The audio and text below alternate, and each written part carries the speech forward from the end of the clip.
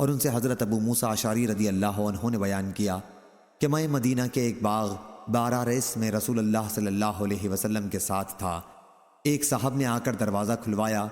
حضرت صلی اللہ علیہ وسلم نے فرمایا کہ ان کے لیے دروازہ کھول دو اور انہیں جنت کی بشارت سنا دو۔ میں نے دروازہ کھولا تو حضرت ابو بکر رضی اللہ عنہ تھے۔ میں نے انہیں نبی کریم صلی اللہ علیہ وسلم کے فرمانے کے مطابق جنت کی خوشخبری سنائی تو انہوں نے اس پر اللہ کی حمد کی۔ پھر ایک اور صاحب آئے اور دروازہ کھلوایا۔ حضور صلی اللہ علیہ وسلم نے اس موقع پر بھی یہی فرمایا کہ دروازہ ان کے لیے کھول دو اور انہیں جنت کی بشارت سنا دو۔ میں نے دروازہ کھولا تو حضرت عمر رضی اللہ عنہ تھے۔ انہیں بھی جب حضور اکرم صلی اللہ علیہ وسلم کے ارشاد کی اطلاع سنائی تو انہوں نے بھی اللہ تعالیٰ کی حمد و ثنا بیان کی۔ پھر ایک تیسرے اور صاحب نے دروازہ کھلوایا۔ ان کے لیے حضور اکرم صلی اللہ علیہ وسلم نے فرمایا کہ دروازہ کھول دو اور انہیں جنت کی بشارت سنا دو ان مصائب اور آزمائشوں کے بعد جن سے انہیں دنیا میں واسطہ پڑے گا۔ وہ حضرت عثمان رضی اللہ عنہ تھے۔